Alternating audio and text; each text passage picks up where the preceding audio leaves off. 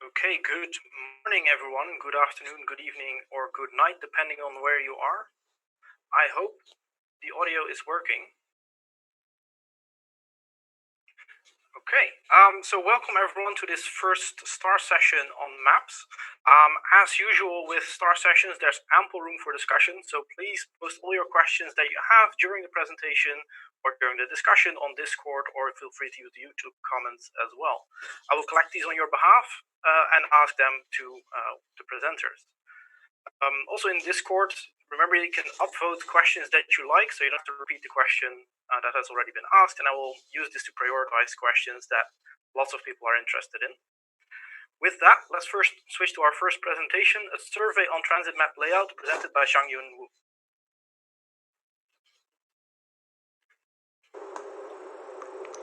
Good morning, everyone.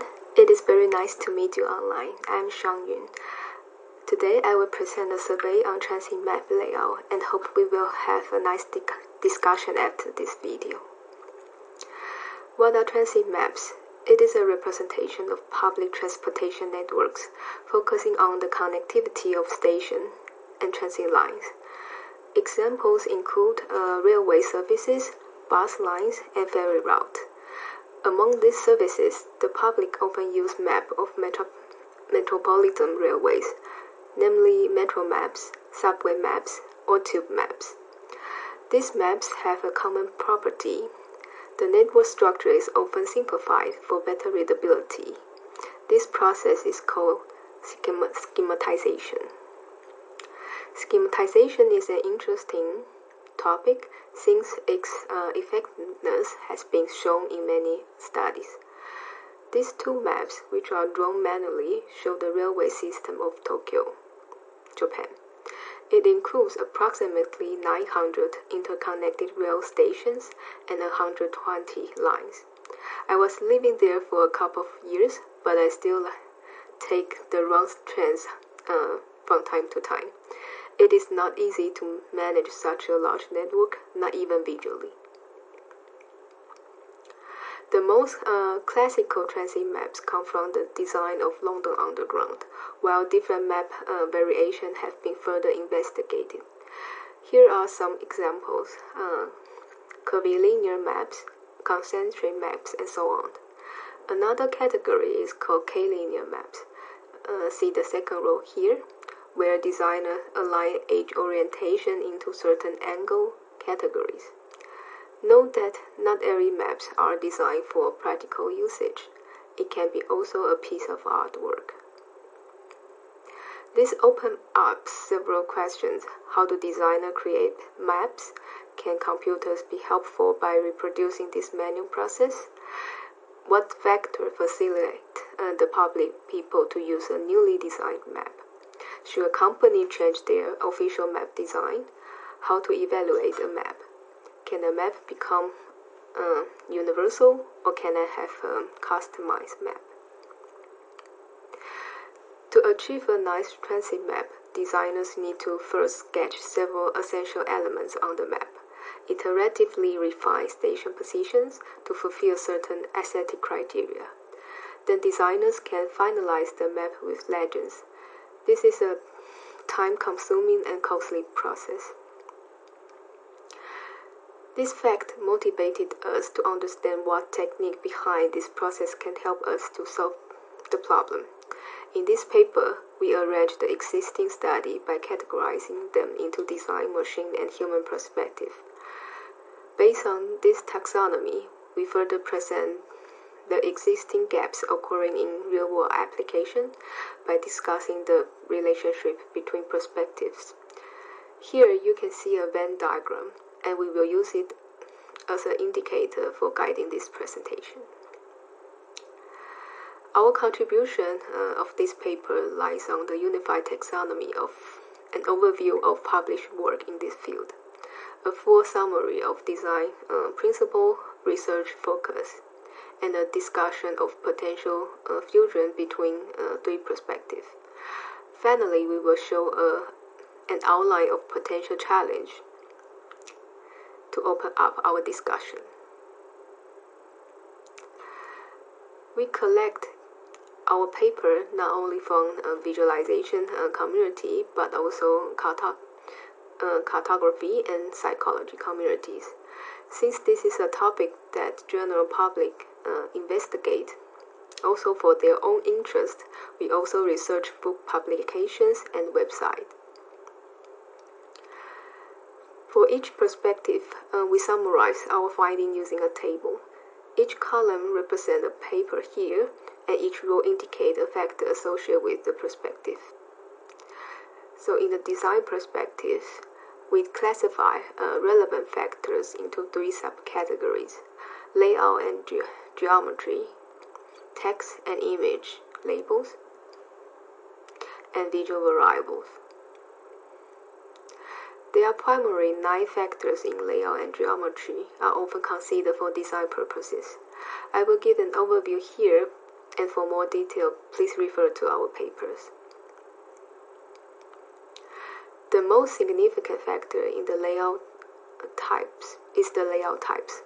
Roberts et al. Proposed an unified framework to describe different layout types. Among the possible K-linearity design, the traditional octolinear layout has become a standard, first being adopted in 1931 for the Berlin S-Bahn network, then by Harry Beck for the first London Underground diagram in 1933. The other factors include relative position, which allows us to retain topographical accuracy, global scale distortion, which allows us to balance the information shown on the map, spatially separated station, which allows us to guarantee the station are clearly shown, and evenly spacing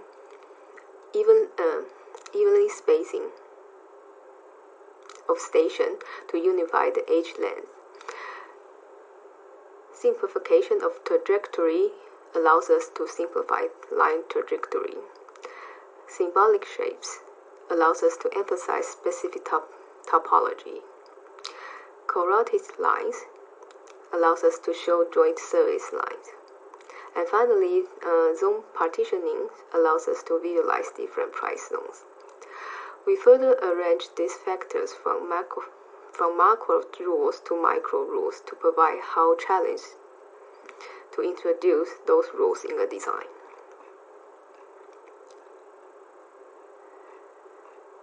Text and image labels are another group of factors in design perspective. Labels require consistent placement. It is preferable to minimize the distance between stations nodes. It should be overlap-free with similar orientation. Typography is also a topic that is often discussed in the design reference. The third category is visual variables. Colors are often predefined and optimized by the designers. Line and station styles are often included to discriminate surfaces, and landmarks support geospatial cognition. For the machine perspective, the creation of a transit map consists of 3 algorithm aspects. The first one is layout, and the second one is labeling, and the third one is transit line. Our motivation is to understand the advantage of and also the limitation of conventional algorithm by looking how satisfactory an approach is in terms of speed and fulfill constraint. Actually, we expected a linear distribution. In the machine perspective, we propose a mathematical framework that covers the select 3 factors. The first one is layout. Include types, topology preservation, straightness, distortion, edge length, angular resolution, distance of features. Note that they partially cover the factor introduced in the design perspective, but not all of them. Here shows an example of SIGINT. Stott and Rodgert use hill climbing, and Nuremberg and Wolf use mixed integer linear programming. Wang and Chi use energy turn and Fink et al. Extend four-space method to achieve a nice Sydney transit map. Labeling problems have been extensively investigated in theory and also in visualization community. From the perspective of computational complexity, this is the NP-hard problem in several of its variants. You can refer to a nice STAR report last year for the labeling problem. In this paper, we basically focus on the constraints such as consistency along lines and the compliance with layout problem. The interesting extension here is to solve layout and labeling problems simultaneously. The transit line wiring problem, which was first introduced by Benkert et al., has been studied mostly as a theoretical problem in the past. Most of the paper on the wiring problem consider minimization of connection crossing and explicitly forbid unnecessary station crossing. We found it difficult to provide an overview between algorithms as initially planned. This is because rating the quality of the proposed method depends on the same subjective measures as rating manually created design. Also, there is no widely accepted set of representative benchmark instance that is used for evaluating new layout solution. However, one observation that can be made from the table is the improvement of algorithm technique over time. For example, algorithms in the lowest design criteria satisfactory are all belong to the pioneering automation approaches of metro map layout. Research in the human perspective aims to understand transit map from the point of view of the user, including how designs are perceived and interpreted, along with the strategy that people apply for route planning. This includes variables in usability testing, research topics, and key findings, and issues in usability testing.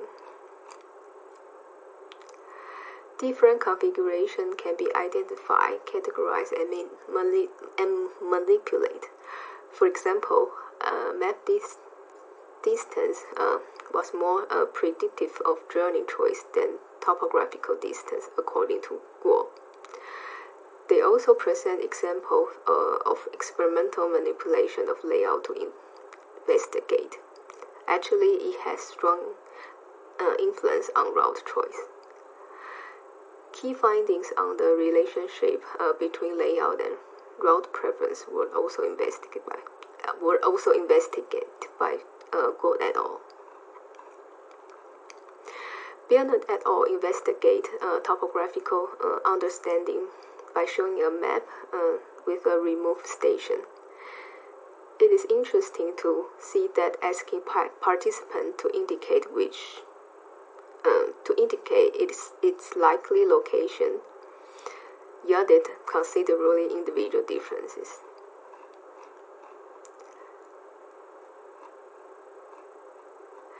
There are issues in usability testing, such as missing topics and measures, specific evaluation versus general principles, and the usability gaps.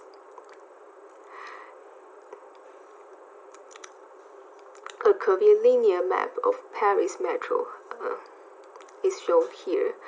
Robert et al. Have shown that users perform route planning faster on the curvilinear maps than the official octolinear design.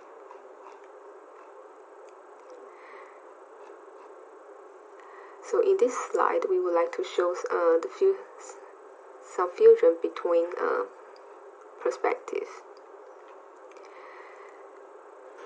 We have investigated that machine-generated maps have provided their quality have proved their quality to a certain degree to fully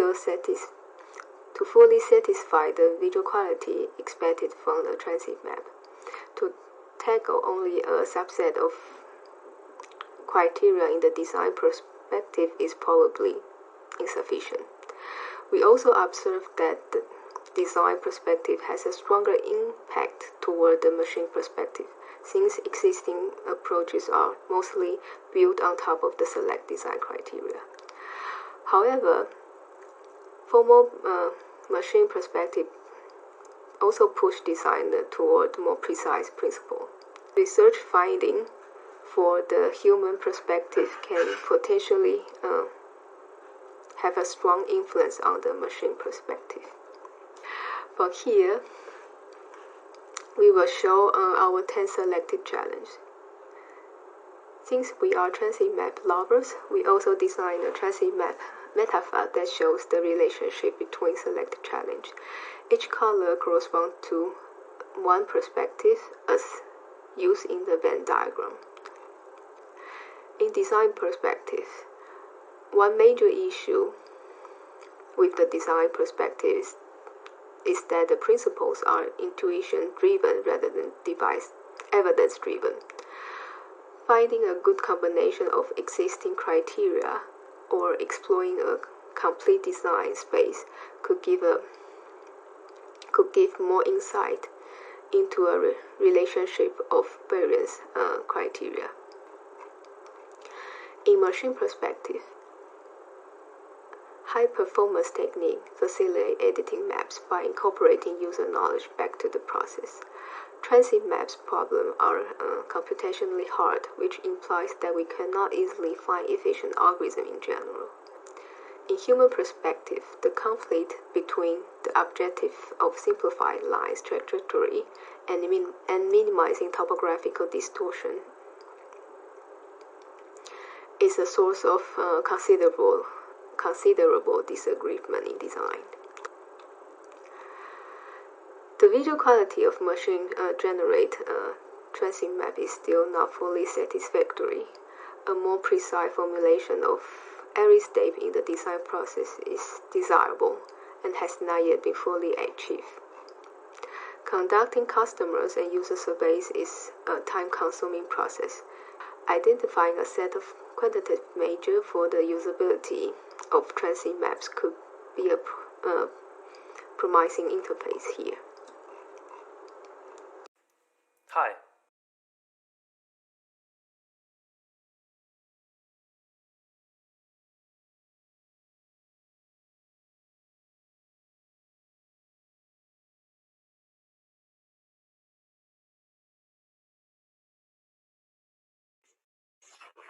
Okay, I think we're back to the discussion part. Welcome everyone. I haven't seen many questions in YouTube or in Discord yet. Feel free to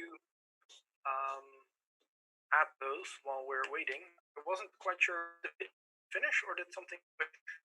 I think I saw a short preview of the next video.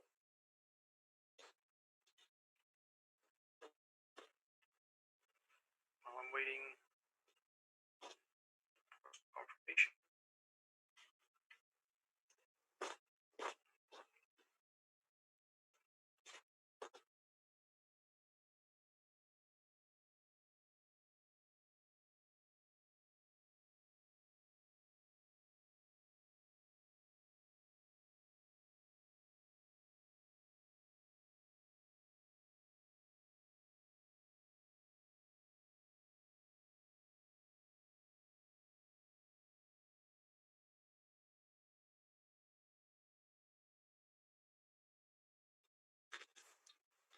Okay, so I think we're having a little bit of technical problems right now. The video seems to have ended a bit too early. I don't know if there's a possibility to replay that last bit.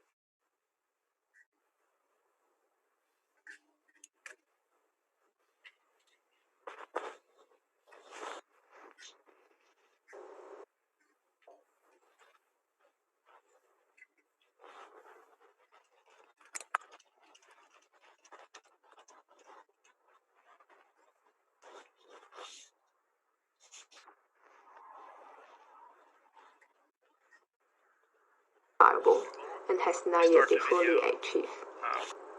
Conducting customers and user surveys is a time-consuming process. Identifying a set of quantitative measures for the usability of transit maps could be a promising interface here. User acceptability of map is an essential criterion for effective design. Otherwise, people will simply reject this and consult online journey planner instead. Here. Various networks structured in different ways may require the use of different design rules in order for criteria for effective design to be optimized. For example, drawing a circular route as a circle. The network structure can be further simplified into symbolic geometric objects in a hierarchical fashion by taking advantage of interactive visualization. How machine and designers can collaborate will be the main focus of this challenge. This would also include a broader set of information designers who wish to use the transit map metaphors to visualize their domain, such as abstract relationships in physics, biology, and engineering. With the developed technique to model human route choice with respect to metro layout become possible. This allows us to improve the utility of transit map in comparison to other digital journey planners. Finally, the integration of location-based services and mobile devices facilitate us to move from static to dynamic and personalized map. Therefore, we envision transit map will be more substantial in the future. In summary, although the first schematic maps appeared in the early 1930s, more and more strategies for transit map generation have been studied and more applications reached. For example, Karlsruhe, Germany, introduced curvilinear maps as their official map after robust study. The increasing study also showed the developing of the field. So join us to the schematic mapping workshop. So thank you very much, and we are ready for the discussion.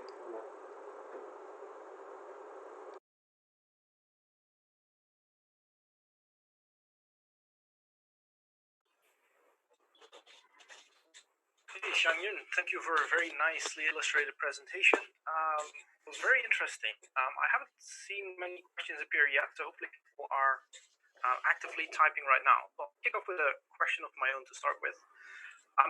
Challenge one.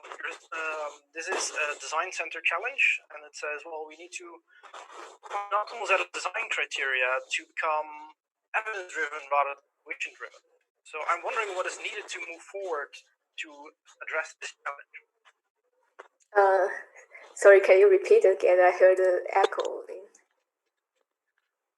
So challenge one is about obtaining an optimal set of design criteria to from intuition-driven to evidence-driven criteria, and I'm wondering what would be the first steps needed to start addressing these challenges. Yes, I think according to our investigation, so far those criteria are formulated as a kind of objective function, and most of the approach they basically linearly add on those objective function to generate to evaluate the design criteria.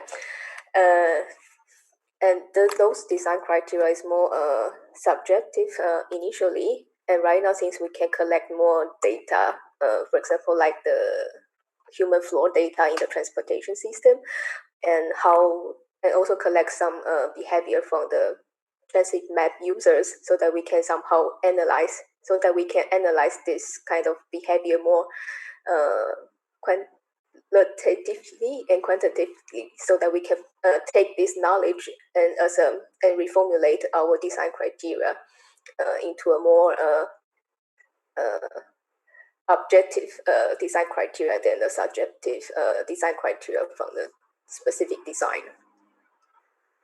Right. So would you expect this evidence to come from design, or is there also already collaboration with the human side, the human perspective in your terminology? Sorry, there was a like. Wondering to what degree this already touches also on the human perspective rather than purely the design perspective.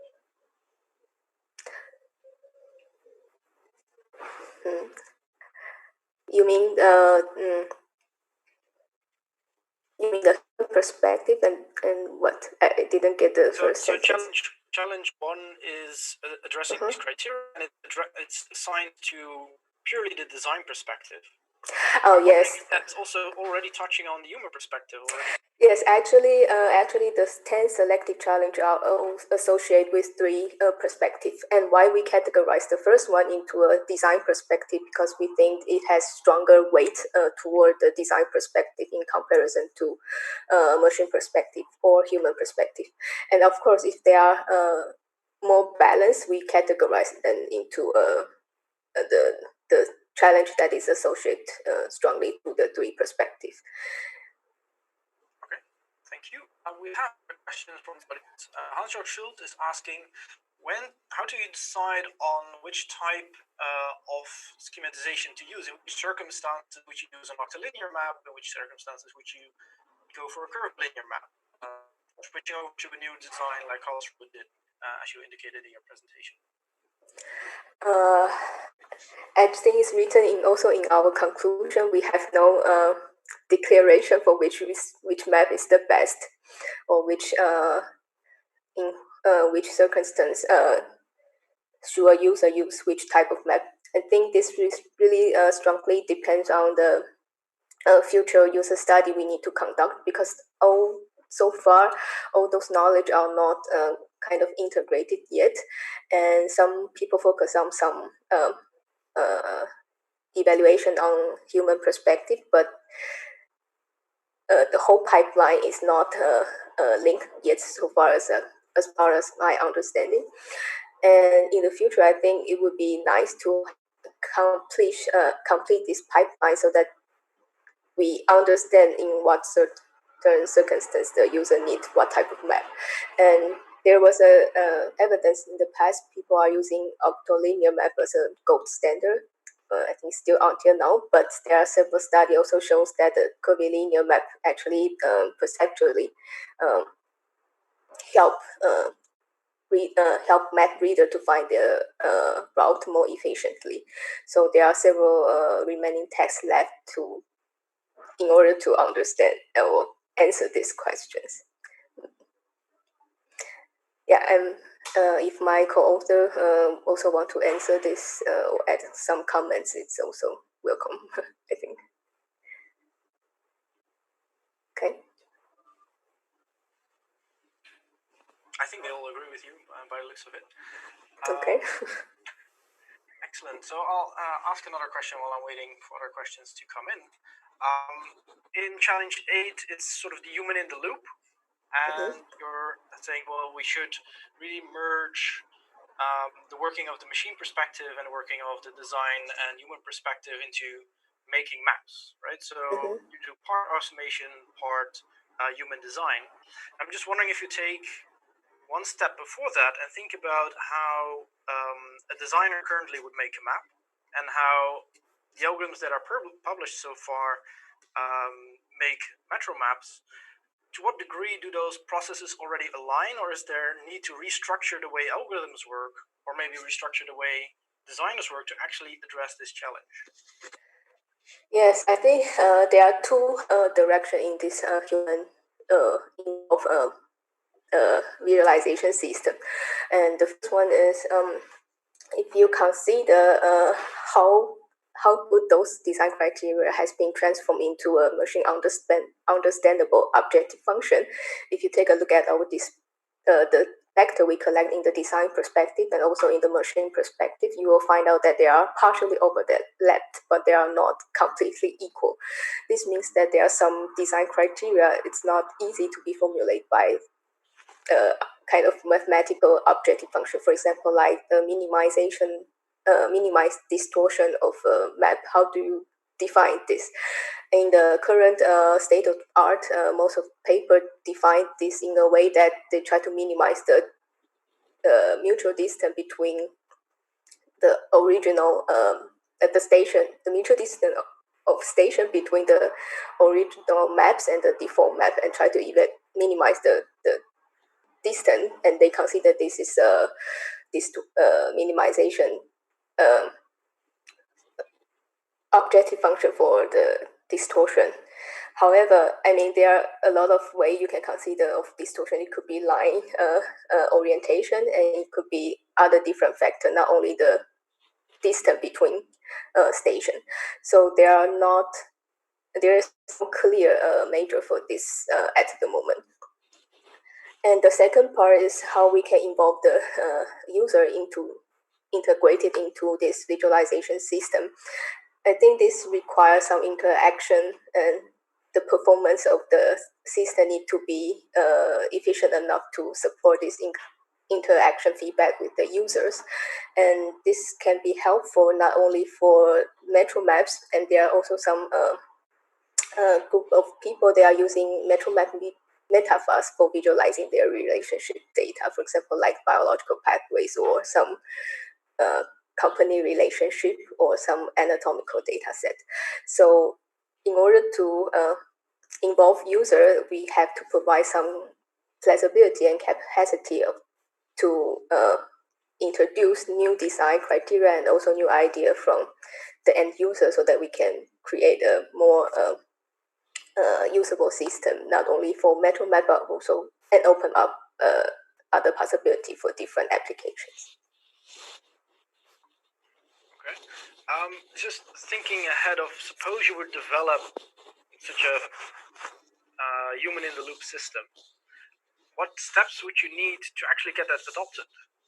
Because we see many of these techniques now, and my own experience there is that designers usually say, well, the algorithms are not good enough, so I might as well do it myself. So what things would the system actually be able to do well currently, and how would you get designers to actually integrate that into their workflow? Yeah, I think one important thing is that, I mean, sometimes, as far as my experience with working with designers, they sometimes cannot describe their design preference in a very precise way. For example, if they say they want to have a balanced map, it's hard to define what does he or she means by a balanced map. And the balanced map could involve in many factors. For example, you want to minimize the distortion, or equalize the distance between stations, or you want to have your information distribute over the canvas evenly. There are several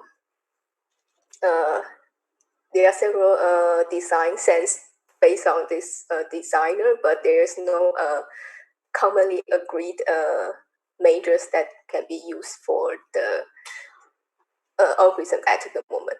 So I think the first step we can do is to collect this kind of measures and try to set up a globalized or a commonly agreed set of measures, so that we can really quantitatively evaluate the result.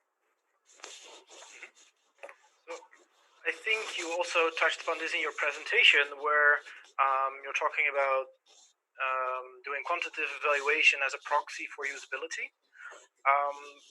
To what degree? I mean, if I look at the algorithmic literature, there's lots of measures already being in place, and well, they're all conflicting, they're different, they're not all agreeing on what will be a good map. So to what degree what would you expect in the end from these kind of measures that capture actually the usability adequately? Would this be one measure? Would this be many measures? Do we need? How would you see this going forward? Yeah, I think actually this is a very difficult challenge, to be honest, because it actually very depends on the preference of different individuals, and also depends on the preference of the designers. Yes, and so far, as our understanding is that those commonly used criteria are basically in a combination of in a linear combination of different cost function to kind of evaluate the overall map. But there could be more how to say, could be more nested way, or could be more sophisticated way than just linear combination. So I think it would be interesting to first investigate if there are multi-objective optimization, multi-objective evaluation for this type of map, not only considering the linear combination that we have for now. Okay. So maybe another question, going a little bit away from automation. You indicated with the human perspective that there are missing topics, there are missing measures in that area. Suppose I would be a newly starting PhD student or master student. I would want to start in this area, and I would love to start addressing one of these missing topics or measures. What would be one of the first ones that you think is accessible to do now, rather than when research has progressed further? So what would be the first step there? Well, I mean, since I'm coming from computer science, I think for me it's more intuitive and more straightforward to investigate algorithm or more computer science associated problem. But yeah, it really depends on the background and the interest of the student. But for me, I think it's relative more interesting at the moment, because now we have the powerful of machine, and also have kind of powerful from the big data, and we have already collect several data from, I mean, those transport company. They are collecting a lot of human behavior data, which haven't been used to which haven't been analyzed and used to customizing transit map.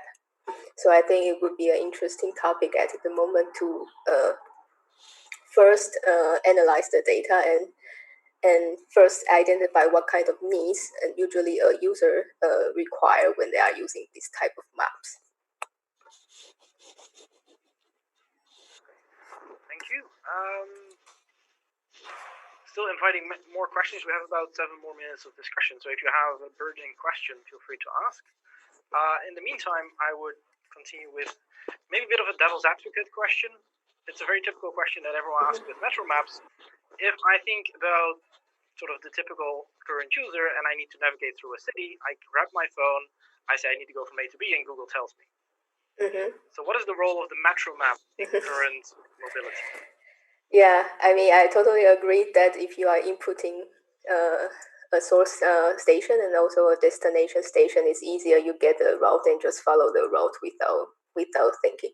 But I think Metro Maps Transit Map has another advantage in comparison to this route planning system, is that it also gives you an how to say, the image of the city, because then it's easier for you to identify the orientation, for example, like the north and south of the city, and what are important landmarks and important features in the city.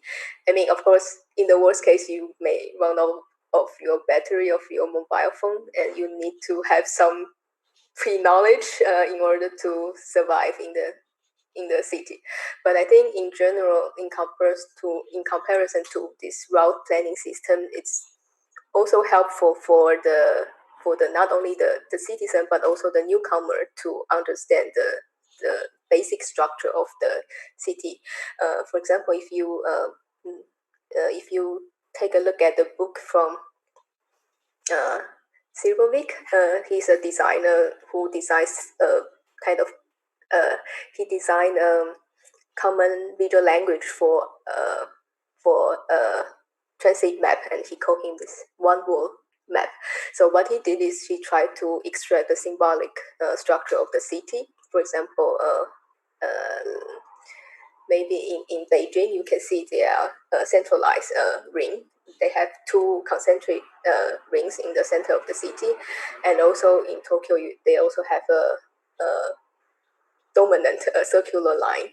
And he tried to extract this type of city structure and try to visualize in a way that you can memorize the city by using a kind of representative symbolic of the city. So you know that this city is structured from the centralized way, or it's structured in a grid nest way, or different structure. So I think it's quite interesting to learn a geography instead of using a simple route solution in most of the case. Yeah, so I think what you're answering here also touches upon your design perspective. You mentioned that the designer takes into account the mental map of the city, the structure, and people using and navigating the system will learn the structure of the city more in that sense from the schematic view, which more aligns with the mental map, rather than just your very detailed Google Maps. Very accurate, but very unstructured in a way. Do you know if there's empirical evidence to sort of indicate that the use of metro maps specifically actually helps in understanding the city structure, or would other schematics also work there? I think there's a very old work. There was a very old work that that investigated what are essential factors to describe the image of a city. I think it was in 90 somewhere.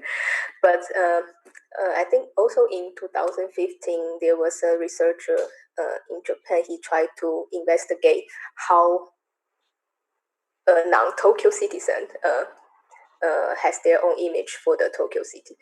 And she was doing the user study on approximately, I think, 70 students who were living outside Tokyo before they study in the university, and try to ask them to describe what is their image of the city.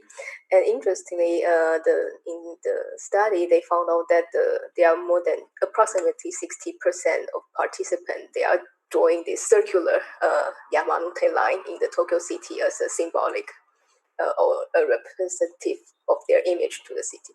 So there are actually some studies that shows that this kind of symbolic structure help you to identify your orientation in a large city. Okay, great, thank you. I think with that, the discussion here, we kind of can wrap up. The time is for us to move to the next presentation. So thank you, Xiangyun, for being here to answer these questions.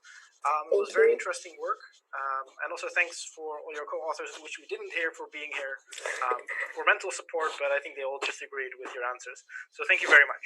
Thank you. Okay, and with that, I would like to switch to our next presentation, which is by Marius Hoogrever on state-of-the-art in map-like visualizations. We'll first see the presentation, and afterwards there will be ample of room for discussion.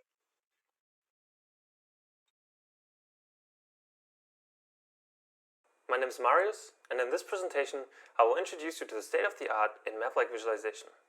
This paper is the result of a collaboration between Aarhus University and ETH Zurich, together with my co-authors Magnus and Hans-Jörg. We often use the suffix map in order to classify a visualization that has some characteristics in common with cartographic maps. Think, for example, of Schneiderman's tree map, or some more recent examples depicted here, the GMap, self-organizing maps, and the Gosper map.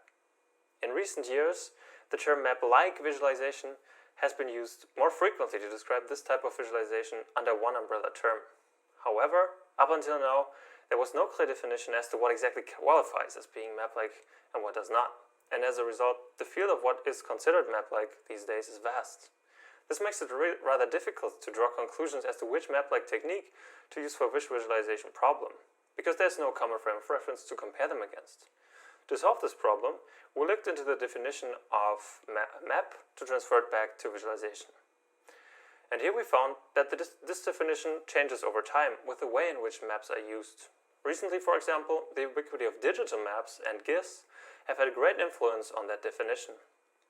We also found that the term map-like visualization is used in cartography as well. Here, it refers to a visualization that does not fall under one person's particular definition of a map, yet it still depicts geospatial data. Some examples for this are satellite images, metro maps, and cartograms. This further complicates finding the meaning of the term map-like visualization. In this presentation, I will present the following contributions from our paper. First off, we'll provide a definition of the term map-like visualization, which we gathered from a series of expert interviews conducted at our research labs. Based on that definition, we will introduce our structured classification of map-like techniques along the 4 map elements point, line, area, and field. Afterwards, we will give a brief literature overview on the state-of-the-art of map-like visualization along this classification. As I have hinted at before, in order to find a definition of the term map-like visualization, my co-authors and I began conducting structured interviews with experts from our research labs because the literature on this definition is not clear.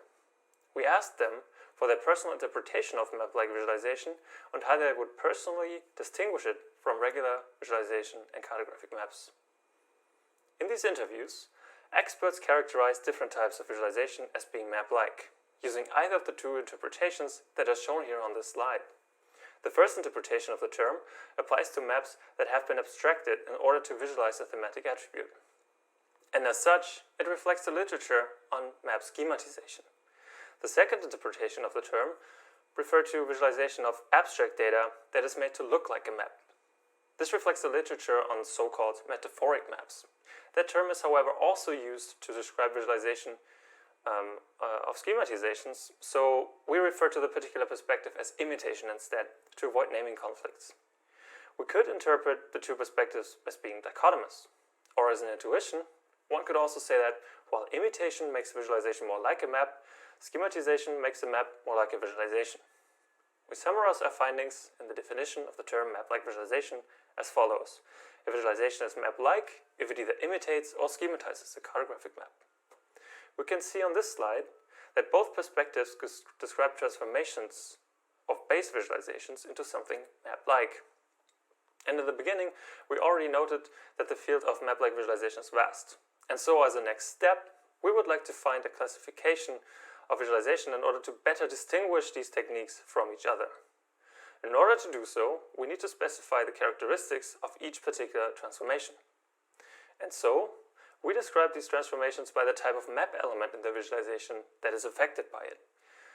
Based on standard literature from cartography and visualization, these are generally considered to be points, lines, areas, and fields. Imitation techniques on one side can transform abstract visualization to imitate the characteristics of a map element known from a map, and schematization techniques on the other side can abstract the depiction of geospatial data along the same map elements. By joining the two dimensions, we can now hierarchically classify map-like visualization. Our classification is depicted on the slide. It distinguishes techniques as being either an imitation or schematization of a cartographic map, and then describes the technique as by the affected map element. We can now further distinguish between specific techniques that are particular to each category, which is indicated here by the icons. In the following, I'm going to go through all categories of our classification and present one exemplar visualization in each. But for the sake of brevity, I will not go through all techniques depicted here, and instead would like to refer to the paper for more details. We begin with imitation techniques, which, as we now know, aim to make abstract visualizations similar to cartographic maps. While the literature here is generally inconclusive for common reasons for using imitation is that visualization that look like maps could potentially benefit from the same cognitive benefits that have been shown for visual analysis with cartographic maps. After all, we use maps in our daily lives and are familiar with interpreting data that is laid out in 2 dimensions on them. The general idea in imitation is that this familiarity can be leveraged for abstract visualization as well, by making the visualization look and feel like a map. Imitation, however, adds visual complexity to the visualization. And as such, the general challenge for imitation naturally lies in finding the right trade-off in added visual complexity to support the user, without leading to misinterpretations. As we will see in the following, each category along the 4 map elements has to solve this challenge. Our first category uses the point map element to imitate cartographic maps. The 2 main techniques are either to use map icons to encode the item positions, or to use labels to indicate the importance of an item. On this slide, we can see a screenshot of Cartograph, which uses both techniques to visualize a network of Wikipedia articles. Cartograph uses imitation in the blue map marker symbol placed in the abstract data space. It identifies the position of a Wikipedia article that the user has searched for. These markers are also used in digital maps to indicate the position of places, and so we immediately recognize them for this purpose in Cartograph. The other technique used in Cartograph are labels at each article that also visualize its importance. The more a Wikipedia article is referenced, the larger its label in the visualization. This is a symbolism we know from digital maps as well, where labels of countries are larger than the labels of cities, which itself are larger than the labels of small towns. When orienting ourselves on a map, these labels help us find the location we are looking for. Similarly, in Cartograph, we can use the labels to navigate the articles from broad to specific, only based on their size. The second category of imitation techniques transform the lines of visualizations. Here the techniques focus either on the outlines of shapes or edges in graphs. Outline-centered techniques try to make shapes less uniform, as this is often associated with map likeness. When imitating edges, the main goal is to give a more integrated appearance. For instance, by routing edges between the borders of shapes, or by bundling edges that have a similar trajectory. The graph map visualization that we see on this slide, for example, uses edge bundling in order to reduce the visual clutter in graphs with a large number of edges. That particular algorithm places junctions of bundled edges at the median position of the connected nodes. The result is a network visualization that visually resembles a roadmap. Using the graph map algorithm, we can now get a much better overview of the general topology of the network. In the third category, we find techniques that imitate areas of cartographic maps in the display of abstract data. The goal here is to generate irregular shapes to enclose regions of the spatialized data. In general, the idea here is that areas with an irregular shape are perceived as more map-like than irregular shapes like squares or circles. The techniques in this category offer different strategies to generating such irregular shapes, for instance by using tessellation, filling in cells on a grid, or by using convex and concave holes. The GMap, which you can see on this slide, computes a Voronoi mesh over a graph layer, then fills all cells that belong to the same cluster with the same color. This gives the appearance of a political map, in which every country is assigned to its individual color. We thus immediately recognize the regions in GMap as containing data items that have something in common with each other, while being different in data that lie out in other regions. Area imitation can thus be an effective tool for visualizing the results of clusterings. The fourth category uses continuous field map elements to imitate cartographic maps. We can distinguish between two general techniques in here, either using contour lines or using color. The goal in both cases is to visualize the distribution of an attribute across spatialized data. Usually, these local distributions are computed using standard data mining algorithms such as kernel density estimation. The visualization by Zhu et al. That we can see on this slide, for example, uses contour lines to indicate the density levels of a large data set spatialized with multidimensional scaling. Regions of higher density are enclosed with a darker contour line than regions of lower density. Based on these contours, users can easily identify high and low density regions, which may deserve further investigation. This technique visually resembles isoplyth maps, which encode value distributions in the geospatial context and are easily recognized as such.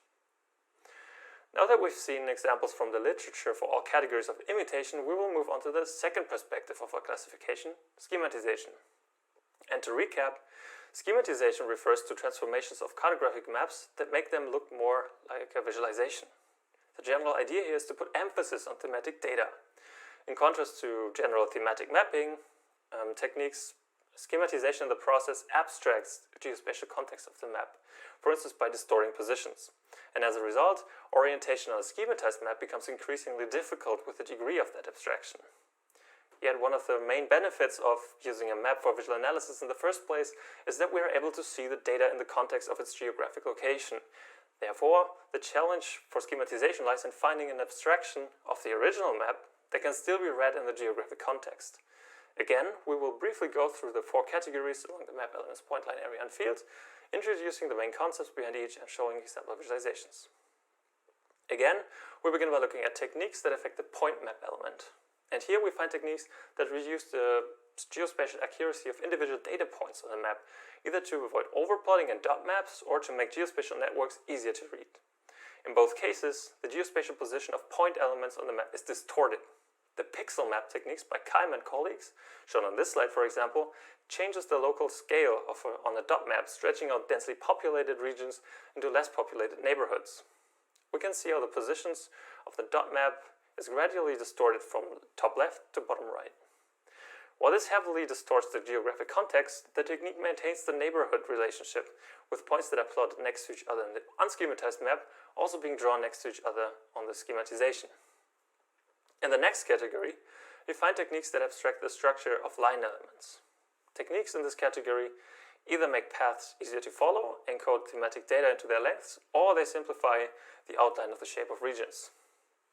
The metro map depicted on this slide, for example, limits angles of the geospatial networks to an octilinear layout, meaning that it only allows angles in 45-degree intervals. At the same time, paths are straightened out as much as possible. Since people on public transport usually think in terms of stops rather than exact GPS coordinates, it becomes much easier in the schematized map to find a connection between two stops or to count the number of remaining stops before one's destination.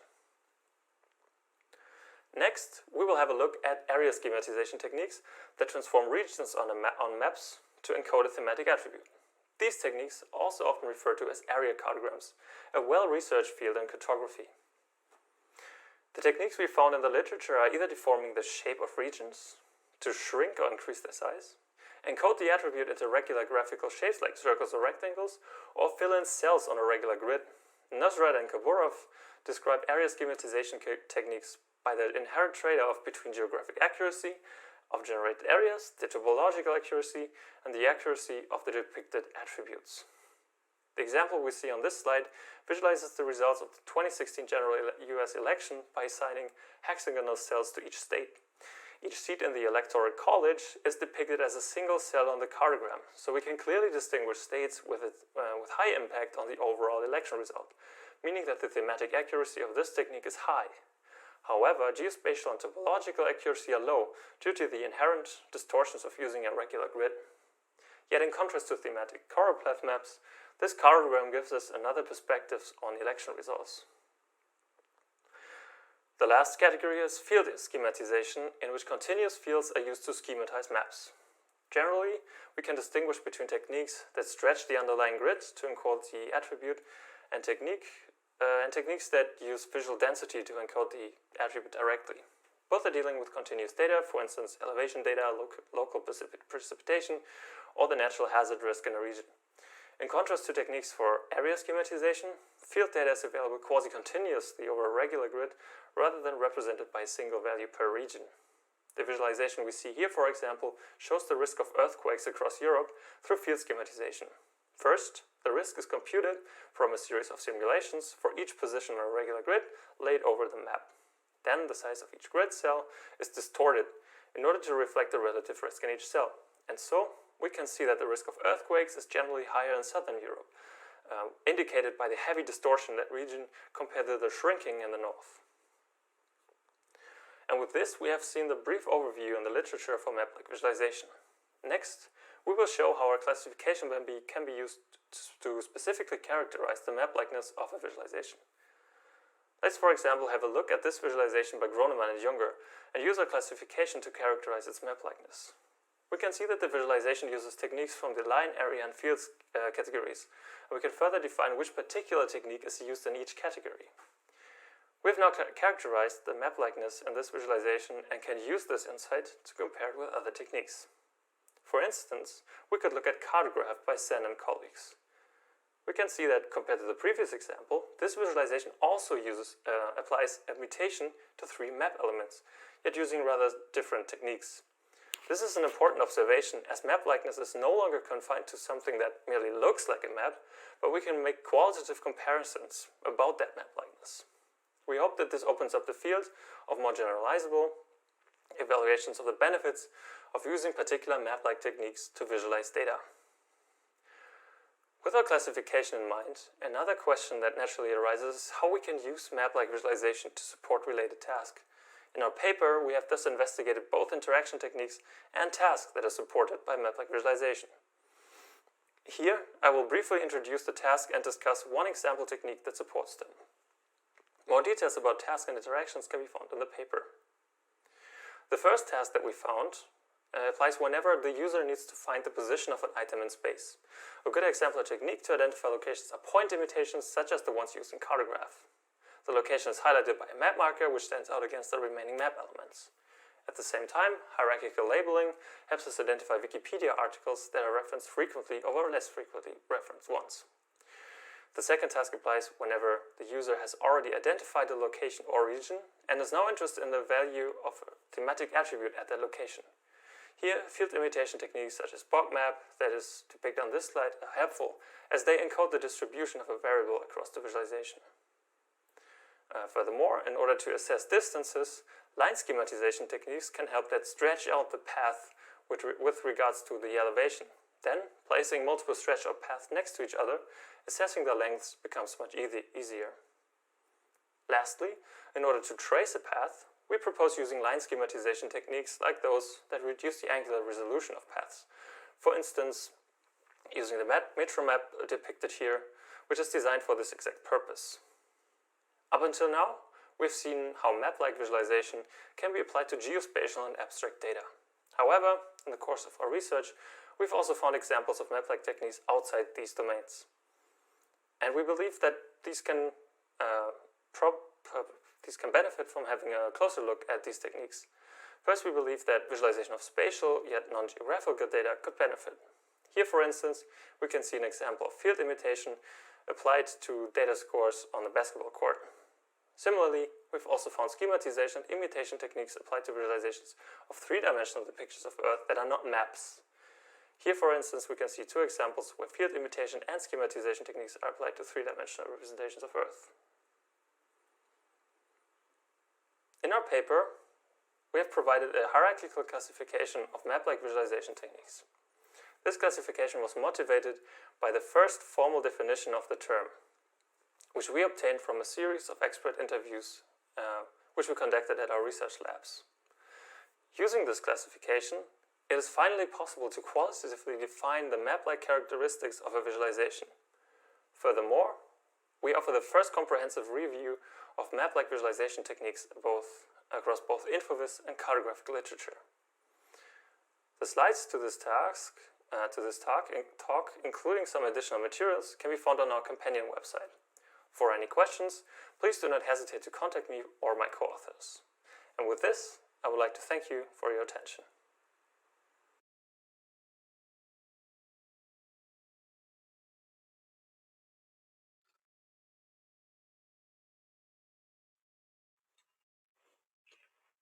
Okay, well, Marius, welcome and thank you for a very interesting and certainly also thought-provoking presentation. I think your take on map-like visualization is also coming from the map side rather than just the data side to the map side is very interesting. And I think it also is triggering some questions here.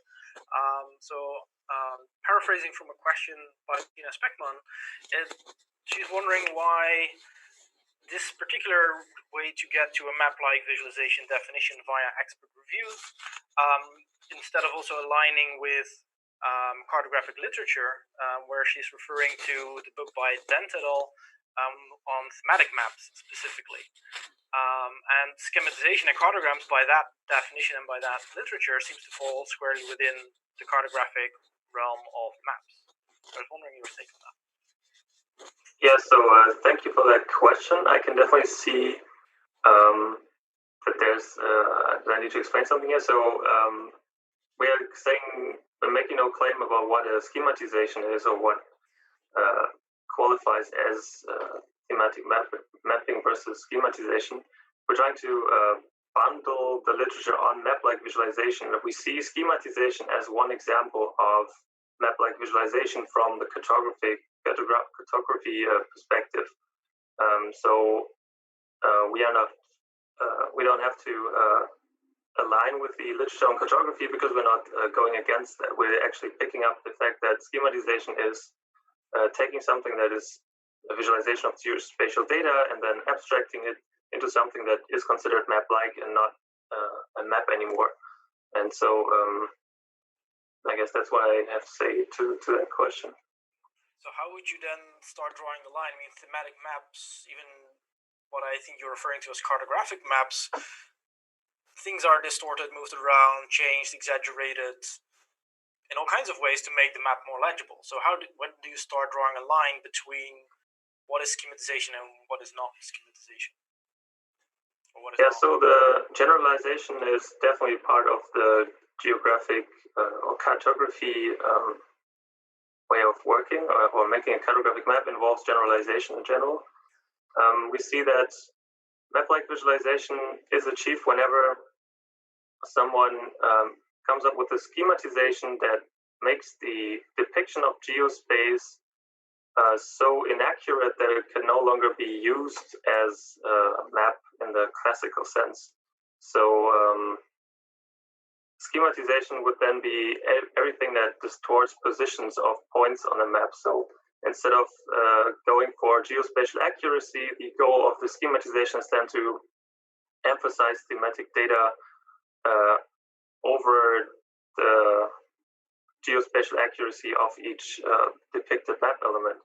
And so it's definitely not a clear line to say what is the schematization and what is thematic mapping. We try to, in our star, organize all the techniques that we can clearly organize into this schematization perspective.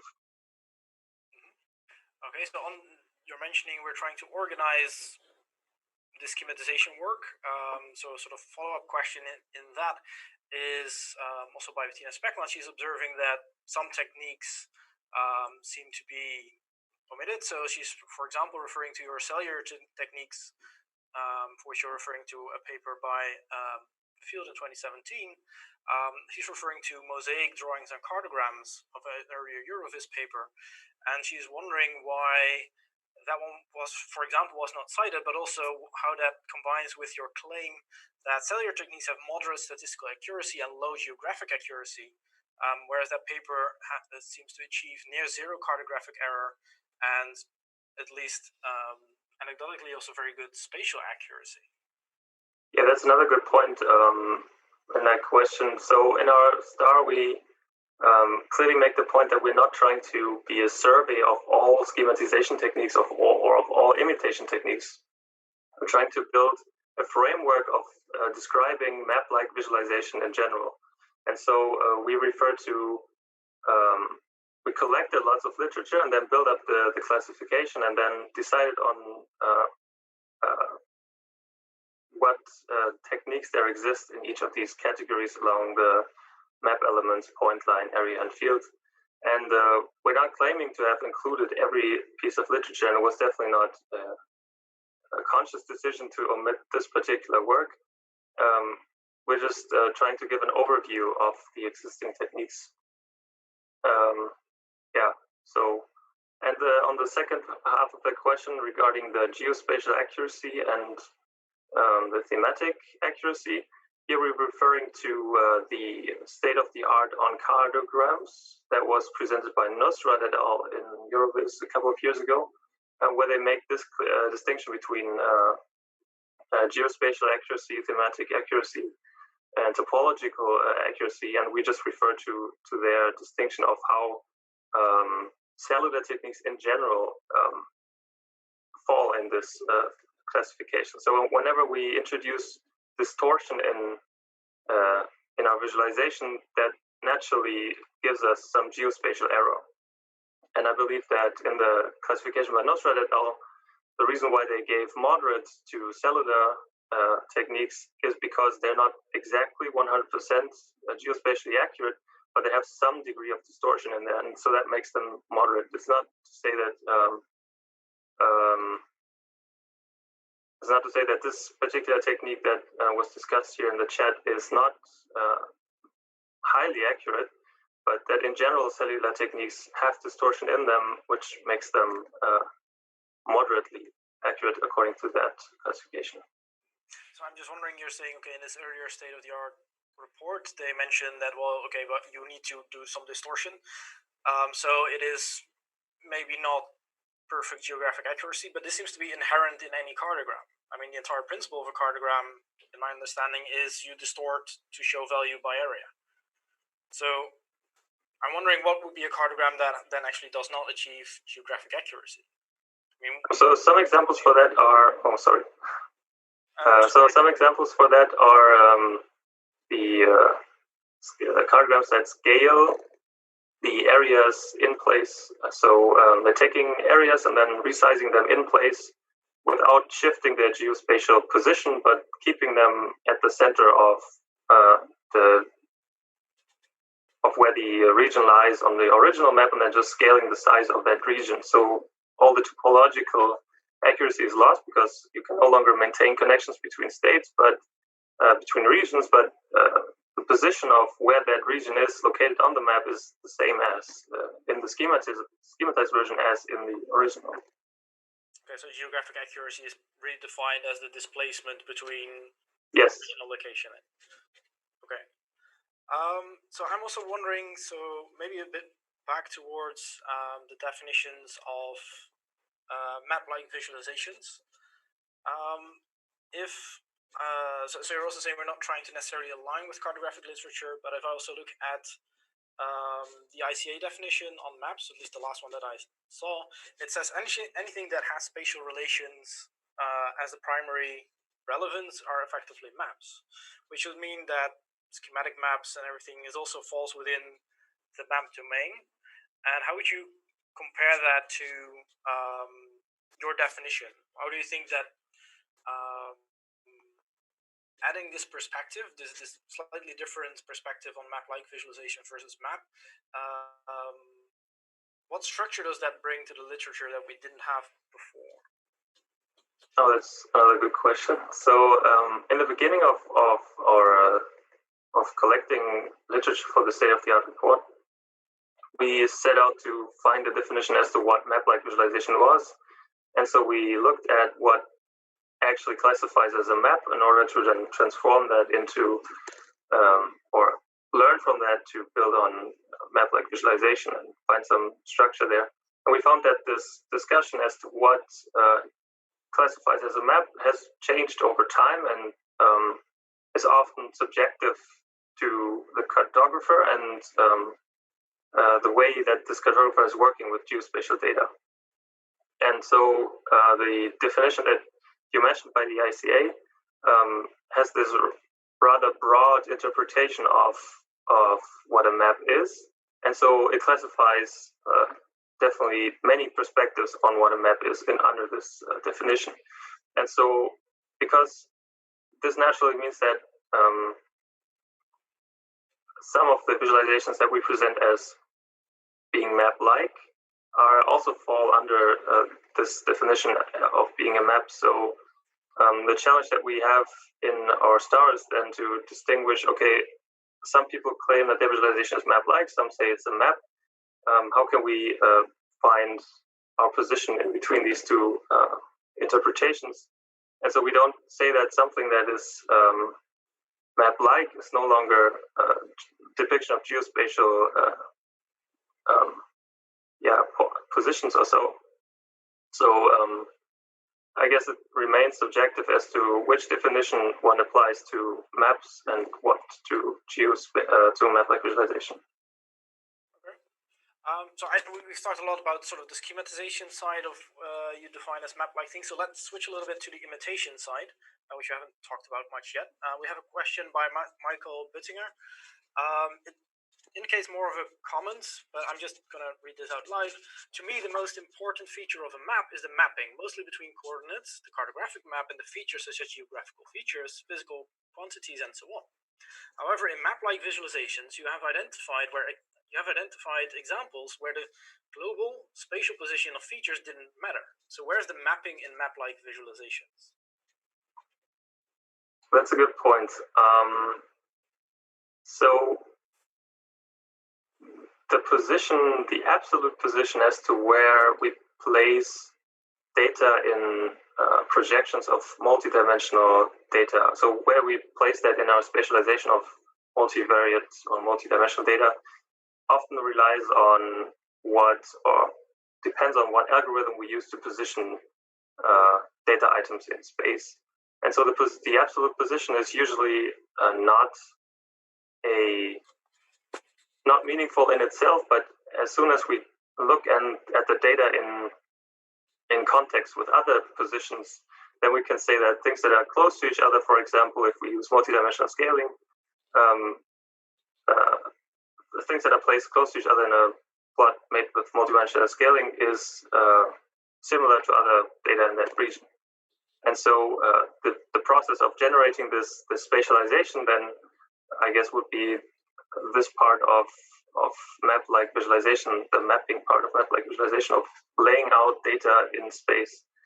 Actually, in our star, we make the point that it must, in order for a visualization to be considered map-like, this underlying spatialization must fulfill this geographic, the first law of geography, that things that are close to each other are actually more similar. So whenever we don't use this law or this paradigm, then the whole map-like visualization cannot be interpreted in the same way as we would with a map. So it becomes sort of meaningless as to how we interpret how things are positioned.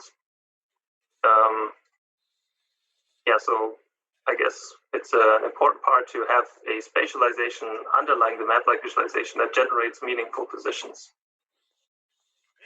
Thanks. So I'm sort of wondering in this regard as well, you're kind of referring to this already. So sort of the core question is, why would map-like visualizations of this imitation type be effective? If I think about what you're mentioning in terms of, okay, you do go from high dimensional space to lower dimensional space, you do MDS or some other dimensionality reduction technique, and we need distances to matter. One of the pitfalls that I would identify with many of these dimensionality reduction techniques as you start to visualize them, especially in 2D, is that distances are not always meaningful, they're distorted, and specifically a lot more distorted than if you think about the traditional cartography going from a sphere projected onto a flat surface. Now, if you actually go for a map-like visualization, and you're referring to work that says, well, we can read maps, we're familiar with them, it's very convenient, does that exacerbate the problems that these reduction techniques might already have, because it even more strongly triggers Tobler's law that you're referring to, of near things are more related than farther away things? Yes, so that's another good question. So we also saw that some techniques struggle with the fact that they are distorting the way in which we interpret data by laying them out based on some algorithm that produces a spatialization. And so this is a general challenge for map-like visualization, as to convey to the user that how this position that we see in this map-like visualization is actually, how's this meaningful in any sense? This is one of the major difficulties when using map-like visualization, as to not conveying too much map likeness to the user, that it distracts from the fact that we're not looking at geospatial data, but to kind of inform the user, this is what the structure of the data is, and this is what it's not. So we have to kind of find a way, or it's always up to the designer of the map-like visualization to how map-like they can go before their visualization becomes misleading and, like you said, distracts from the fact, or makes the whole potential cognitive benefits of maps invalid. So that's one of the major challenges that we saw.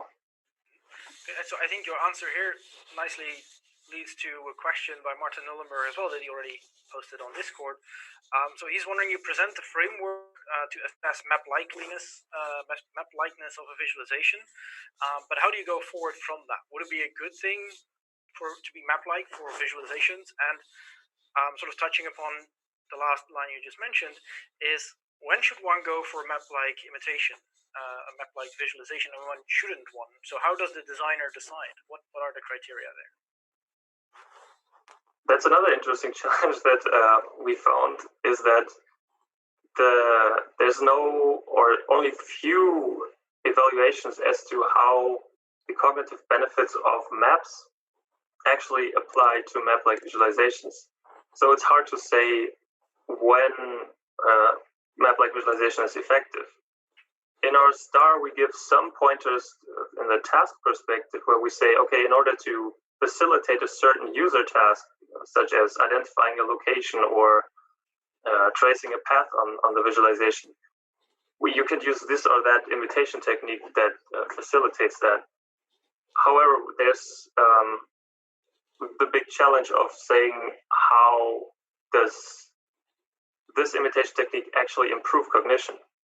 Because we notice that often these claims are made about map-like visualizations, or this hope is put into these map-like techniques that they would benefit the user, but the literature on evaluation, quantitative or qualitative, is not clear on that. So we hope that in the future, using the framework that we presented in our paper, it becomes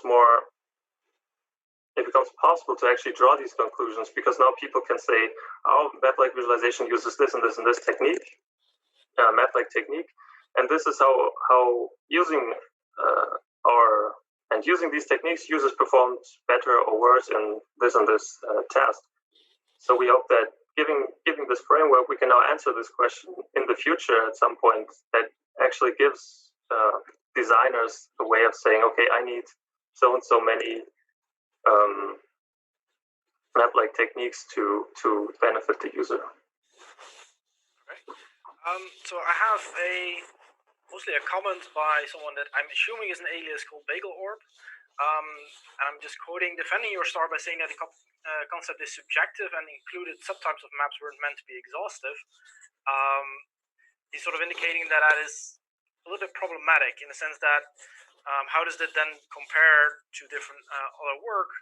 And maybe to sort of inject my own question into that comment, I'm wondering, so you came to this definition based on expert reviews, yet you also indicate that it's subjective and it's varying and not everyone tends to agree.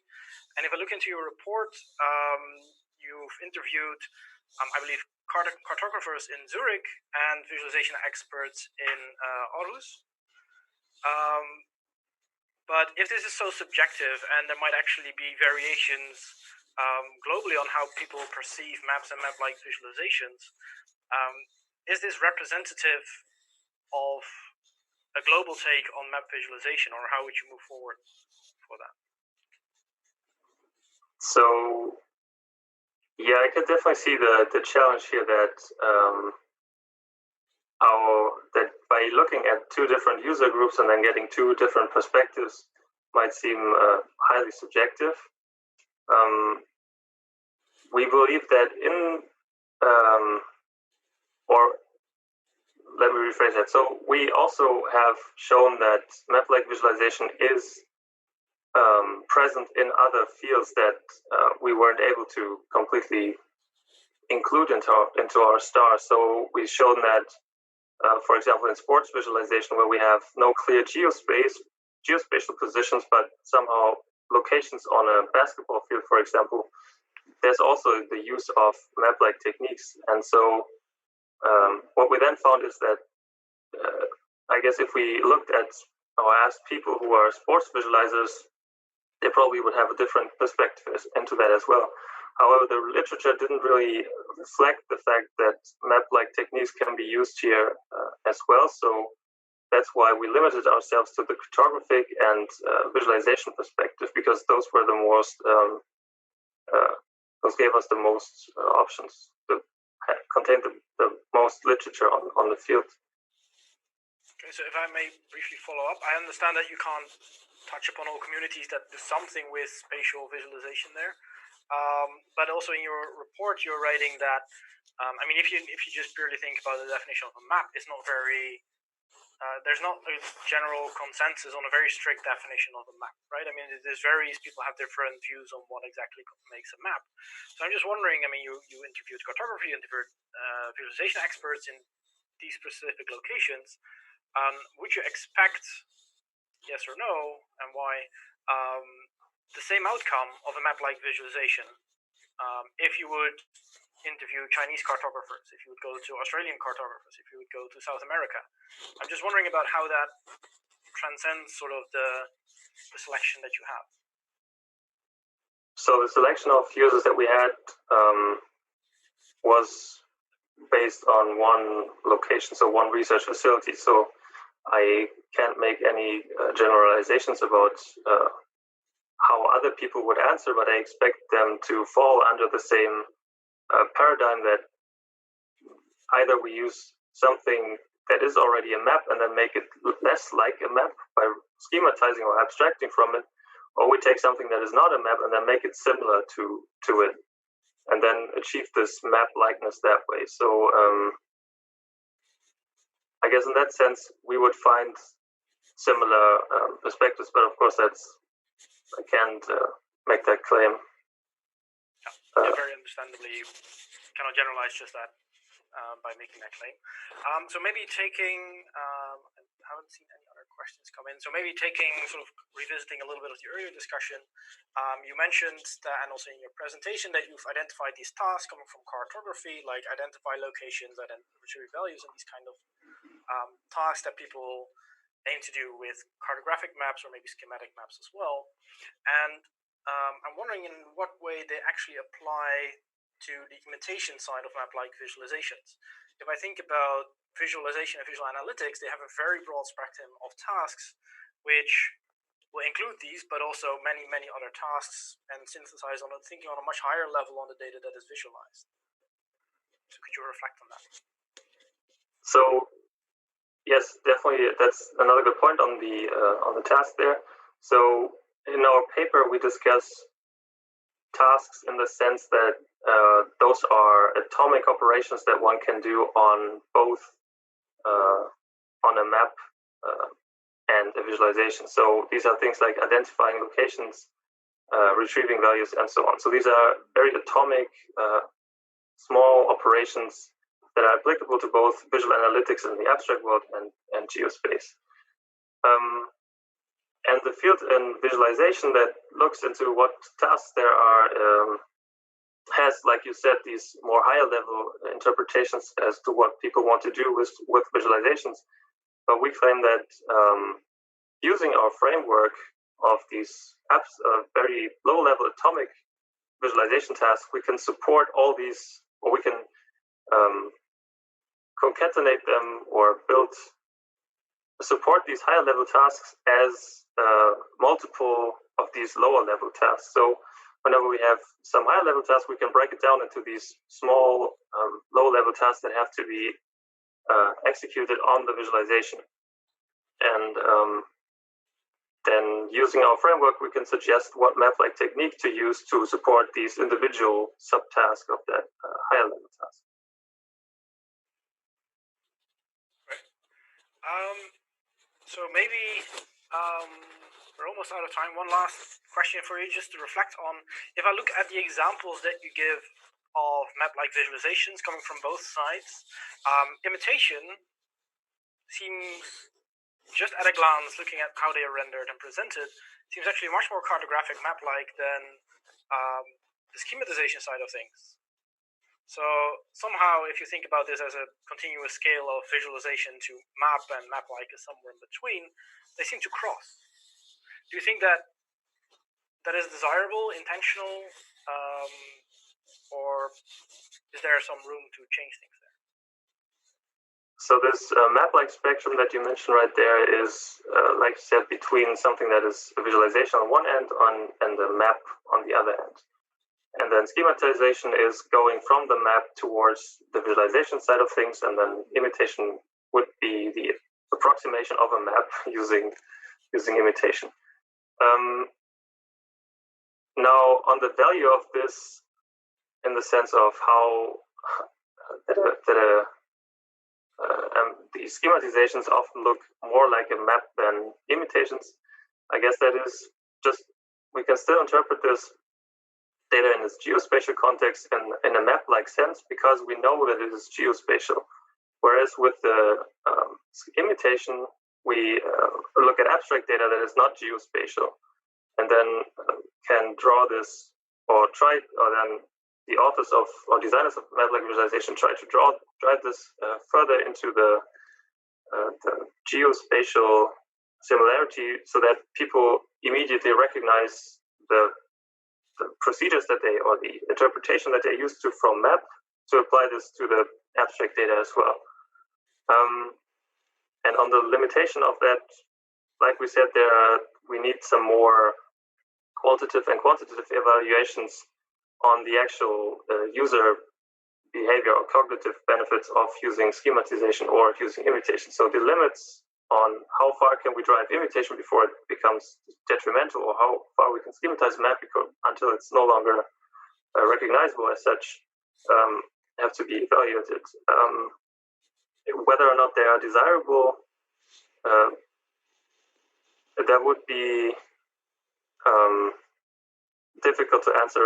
Do you mean desirable in the sense that it becomes distracting as to what is map-like because it looks too far like a visualization? A bit in a slightly different direction, but we have to wrap up soon as well. But okay. I was mostly referring to, so maybe to think about, and maybe we can discuss later, is that if you think about this scale and and if this is map-like and this is maps and this is visualizations, imitation kind of takes you there, and then schematization kind of takes you there. So there's like an inversion. Yes. Rather than that they kind of both approximate map-like in the middle. I was just wondering about that. But I think we're kind of running out of time, so in the interest of the schedule, we'll take this discussion offline. Thank you very much for being here and answering all these questions. Also, thank you for presenting a very interesting and thought-provoking presentation. And thank you all for being here and listening and asking questions. Thank you, and have a nice conference.